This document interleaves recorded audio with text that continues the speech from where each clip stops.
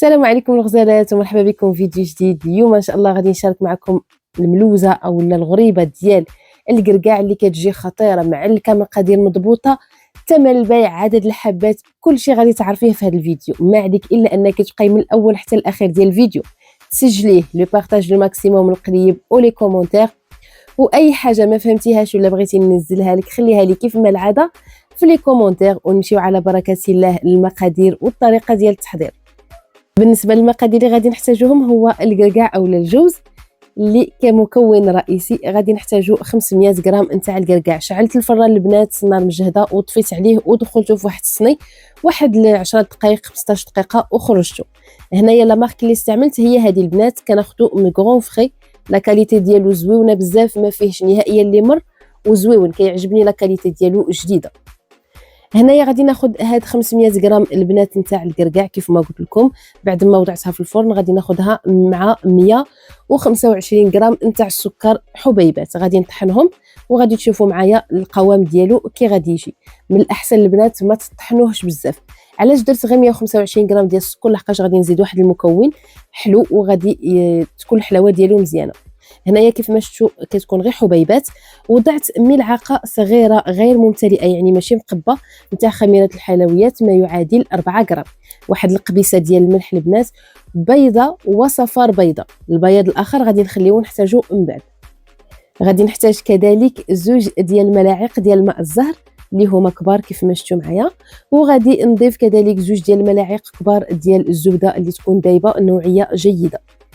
كذلك غادي نضيف واحد الملعقه صغيره، النصف ديالها ديال ملعقه صغيره نتاع القرفه.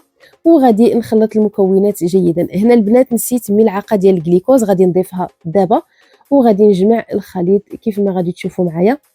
هنايا ضفت ملعقه صغيره اللي كتكون ممتلئه على هذا الشكل، وغادي نضيفها للخليط ديالي ونجمعو.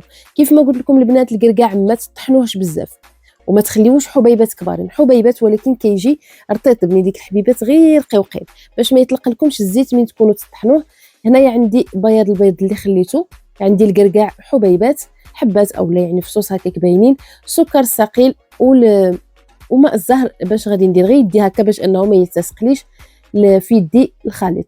هنا بالنسبه للعبار ديالها البنات كتجي ما بين 16 غرام حتى 24 غرام، كل واحد شحال على من القدر اللي بغى يديرها. انا السيده بغاتها اولا لا كليونط بغاتها صغيره ما بغاتهاش كبيره، المهم هي العدد ديالها. انا بالنسبه ليا ما ندوزلهاش 20 غرام. هنايا انا درت فيهم هادو البنات 16 غرام في كل حبه، خرجت لي 52 حبه. غادي ندوزهم في سكر ثقيل، وفي نفس الوقت انا شاعله الفران على 170 درجه البنات. غادي ندوز الحبات ديالي ونوضعهم في الصينيه.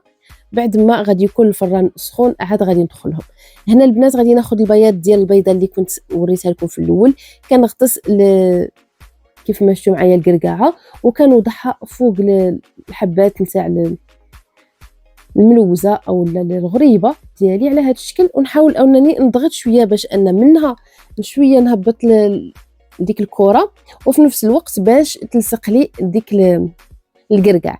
هنا الفران كيف ما شفتوا معايا سخنته على 170 درجه فونتيلاتور وشعلته من الفوق، يعني فونتيلاتور شاعله من الفوق. غادي ندخلو يطيب، ما ندوزلهاش 12 دقيقه، بالاكثر 12 دقيقه، كطيب ما بين 8 ديال الدقائق حتى 12 دقيقه كل فران وكي دايره الجهد ديالو. كانت هذه هي النتيجه ديال الحلوه ديالنا البنات، كتجي معلكه خطيره البنات، المذاق ديالها كيجي خطير، القوام ديالها اولا الشكل ديالها كيجي، المنظر ديالها زويون بزاف. ثمن البيع ديالها كنبيعها 40 اورو الكيلو البنات، ما كنديرهاش اكثريه في البلاطويات، قليل الا درتها في شي بلاطو اللي كيكون فريمون بريستيج كنبيعها بالكيلو. عطاتني 52 حبه ما يعادل كيلو، كتجي كيلو نيشان في العبار ديالها. يلا خليت لكم الراحه، ما تنساونيش عافاكم بالبارطاج ديال الفيديو، تسجيل الفيديو غتحتاجيه، القليب ولي كومونتير.